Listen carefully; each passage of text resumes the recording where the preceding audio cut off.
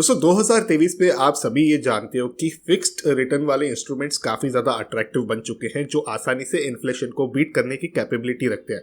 हमारी इन्फ्लेशन 5-6% के अंदर है और फिक्स्ड रिटर्न देने वाले इंस्ट्रूमेंट्स का जो ROI है वो 7-7.5%, यहाँ तक 8% तक भी पहुंच चुका है।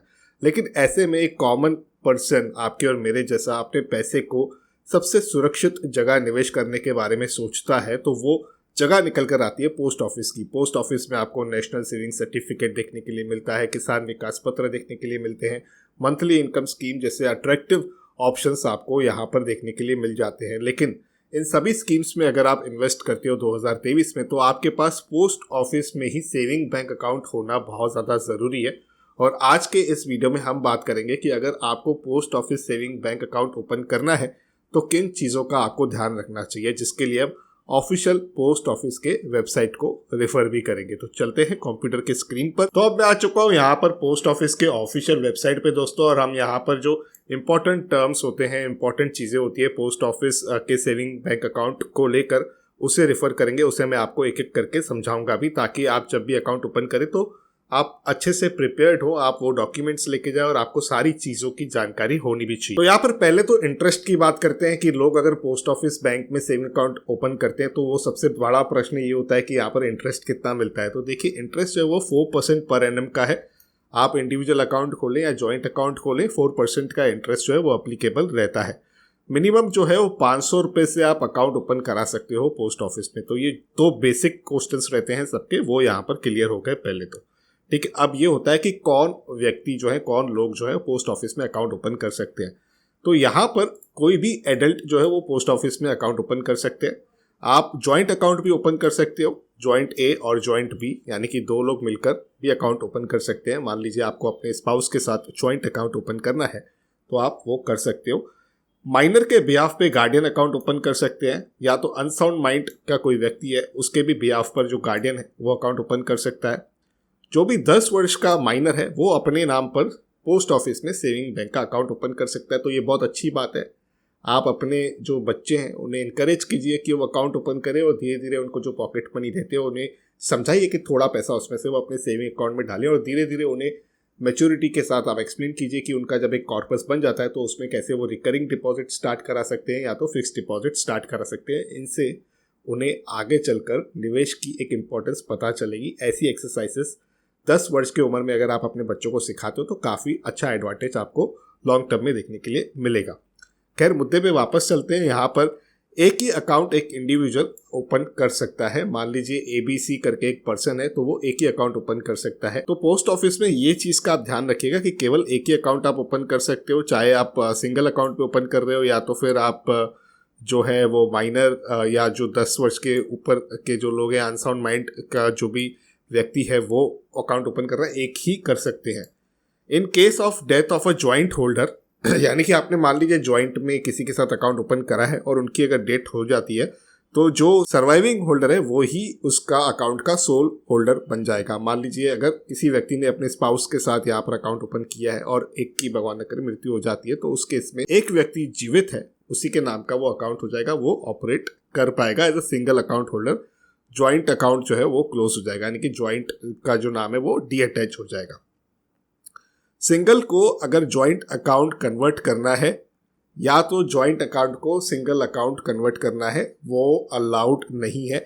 अब इस पॉइंट को ना आप बहुत ही ध्यान से समझिए। ये टर्म्स एंड कंडीशंस लोग नहीं समझते हैं, जल्दबाजी कर लेते हैं, ज्वाइंट अकाउंट ओपन करते हैं, उसके बाद लोग कहते हैं कि नहीं मुझे सिंगल चाहिए था, ज्वाइंट नहीं चाहिए था। कई कारण होते हैं, कई डिस्प्यूट्स होते हैं, तो काफ़ी चीज़ें वो होती हैं। तो इसीलिए हमेशा आप इस चीज़ का ध्यान रखिएगा। मैं इसीलिए हमेशा रिकमेंड करता हूं कि अगर आप इनफैक्ट स्पाउस के साथ भी अकाउंट ओपन करना चाहते हैं तो उन्हें नॉमिनी रखें और उनका अकाउंट अलग तरीके से ओपन करें और वहां पर आप नॉमिनी हो जाइए।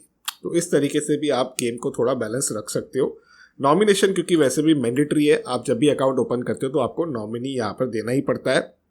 अगर माइनर जो है वो 18 ईयर्स का हो जाता है तो उस समय पर जो फ्रेश KYC अकाउंट ओपनिंग के डॉक्यूमेंट होते हैं वो सबमिट करने होते हैं, ताकि वो अकाउंट जो है वो उसके नाम पर पूरी तरीके से कन्वर्ट हो जाए और वो उसे मेंटेन भी कर पाए। डिपॉजिट और विड्रॉल की बात करें तो यहाँ पर जो मिनिमम डिपॉजिट मैंने आपको बताया पहले 500 रुपये से आप यहाँ पर अकाउंट ओपन कर सकते हो, लेकिन 10 रुपये से कम की डिपॉजिट एक्सेप्ट नहीं होती है। यहाँ पर जो भी बात की डिपॉजिट करोगे तो आपको 10 रुपये के मल्टीपल में करनी पड़ेगी। मिनिमम विड्रॉल अमाउंट 50 रुपये का होता है, ऐसा नहीं है कि 25 रुपये आप विड्रॉ कर रहे हो।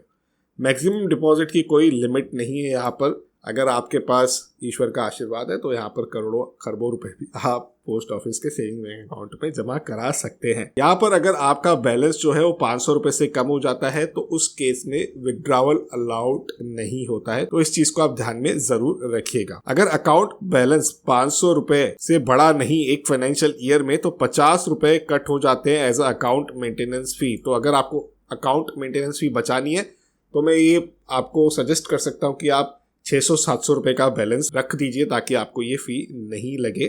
और यहाँ पर अगर अकाउंट बैलेंस निल हो जाता है तो अकाउंट ऑटोमेटिकली क्लोज हो जाता है, क्योंकि अगर आपने 500 रुपए का बैलेंस रखा हुआ है और 50-50 रुपए आपको फी लग रही है तो उसके बाद अगर वो बैलेंस जीरो हो जाएगा तो अकाउंट क्लोज हो जाएगा। अब इंटरेस्ट की बात करें तो 10 से लेकर एंड ऑफ द मंथ का जो पीरियड होता है उसमें इंटरेस्ट कैलकुलेट होता है, और अगर यहाँ पर भी आपका बैलेंस जो है वो 500 रुपए से कम है इस पीरियड के दौरान तो कोई इंटरेस्ट नहीं मिलता है। लोग कंप्लेन करते हैं पासबुक अपडेट कराने के टाइम पे कि मुझे इंटरेस्ट नहीं मिला, तो ये चीज़ आपको ध्यान में रखिए। ये कारण हो सकता है कि आपको इंटरेस्ट नहीं मिला।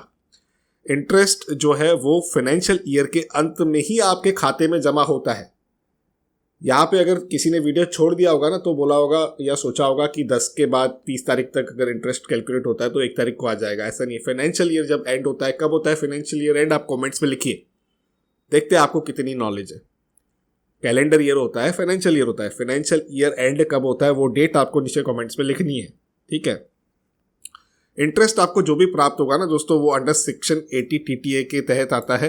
तो यहाँ पर 10,000 रुपये तक तो कोई प्रॉब्लम नहीं है, लेकिन उसके बाद का जो भी है वो आपके इनकम में, आपके आय में जुड़ जाता है और उस पर आपको टैक्स पे करनी पड़ती है जिस भी स्लैब में आप आते हो। अब बात करते हैं यहाँ पर साइलेंट अकाउंट की दोस्तों। साइलेंट अकाउंट का मतलब क्या है, जहाँ पर कोई भी डिपॉजिट या विड्रॉ नहीं हो रही है 3 फाइनेंशियल ईयर्स तक। 3 फाइनेंशियल ईयर्स को आप याद रखिएगा, कैलेंडर ईयर की बात नहीं कर रहा हूँ। 3 फाइनेंशियल ईयर्स तक अगर कोई डिपॉजिट नहीं हो रही है, विड्रॉल नहीं हो रही है, वो डॉर्मेंट हो जाता है। डॉर्मेंट का मतलब साइलेंट, वो अकाउंट मर गया। वो अकाउंट ये लोग समझते हैं कि यहाँ पर कोई भी एक्टिविटी नहीं हो रही है तो वो अकाउंट जो है वो जिंदा ही नहीं है। अकाउंट जिंदा नहीं है, ये बात याद रखिएगा। ऐसे अकाउंट को अगर आपको वापस जिंदा करना है तो पॉसिबल है। आपको फ्रेश KYC डॉक्यूमेंट्स देने पड़ते हैं और जो पासबुक आपको मिला था वो भी आपको उस पोस्ट ऑफिस में लेके जाना पड़ता है, दिखाना पड़ता है कि आप वो व्यक्ति हो जिनका ये अकाउंट है, यहाँ पर आप रहते हो, आपको इस अकाउंट को मेंटेन करना है, तो उस वजह से आपको ये सब डॉक्यूमेंट्स लेके जाने पड़ते हैं। एडिशनल फीचर्स की बात करें दोस्तों पोस्ट ऑफिस के सेविंग अकाउंट की, तो यहाँ पर chequebook, ATM card, mobile banking, Aadhaar seeding, Atal pension Yojana, PMSBY, प्रधानमंत्री जीवन ज्योति बीमा योजना जैसी सारी चीज़ें आपको यहाँ पर पोस्ट ऑफिस के अकाउंट में भी देखने के लिए मिलती है। यहाँ पर लोग बोलते हैं कि यहाँ फीचर्स नहीं है इतने, सब चीज़ें सब मिल जाती है आपको, कोई दिक्कत नहीं है, फैसिलिटीज सभी मिल जाती है। तो मेरे हिसाब से ये छोटी छोटी बातें हैं कि इंटरेस्ट आपको नहीं मिलेगा अगर आपका 500 रुपये से नीचे का बैलेंस निकल जाता है। 3 साल तक आपने अकाउंट में कोई एक्टिविटी नहीं की है तो अकाउंट डॉर्मेंट हो जाता है। फ़ी बचानी है तो हमेशा 600, 650, 700 रुपये का बैलेंस रखिए, तो यहाँ पर आपको एनुअल मेंटेनेंस फ़ी नहीं लगेगी। उसके अलावा अगर आप चाहते हो कि आपके अकाउंट में कोई दिक्कत नहीं है तो आप सिंगल अकाउंट खोलिए, तो वहाँ पर क्या होगा कि आप जॉइंट उसको बाद में नहीं करा सकते और जॉइंट अकाउंट है तो बाद में सिंगल नहीं करा सकते। तो इन बातों का ख्याल आप ज़रूर रखें जब भी आप पोस्ट ऑफिस में सेविंग बैंक अकाउंट अपना ओपन करते हो। तो और जैसे मैंने कहा कि जो आप स्मॉल सेविंग स्कीम में इन्वेस्टमेंट करते हो उसके लिए आपको भी पोस्ट ऑफिस का अकाउंट होना बहुत ज़्यादा ज़रूरी है। तो ये बातें कहीं ना कहीं मैं आशा करता हूँ कि आपको थोड़ी कितनी हेल्प ज़रूर करेगी। अगर आप सहमति रखते तो वीडियो को लाइक करें और शेयर भी करें ज़्यादा से ज़्यादा इस वीडियो को अपने व्हाट्सएप वाले ग्रुप में, ताकि सभी लोगों को पोस्ट ऑफिस के सेविंग अकाउंट के कुछ जो टर्म्स एंड कंडीशंस है बारीक शब्दों में जो लिखे रहते हैं, जो नहीं पता चलते हैं, उसकी भी जानकारी प्राप्त हो सके। और पर्सनल फाइनेंस से रिलेटेड वीडियोस देखने अगर आपको पसंद है तो मेरे यूट्यूब चैनल को जरूर से सब्सक्राइब करें और बेल आइकन को दबा दें ताकि मेरे आने वाले सारे वीडियोस का अपडेट आप तक पहुंच सके। तो इसी के साथ करते हैं कंक्लूड आज के इस वीडियो को यहीं पर। जल्द मिलते हैं किसी और इंटरेस्टिंग टॉपिक के साथ किसी और दूसरे वीडियो में, लेकिन तब तक अपने हेल्थ का और वेल्थ का जरूर अच्छे से ख्याल रखिएगा।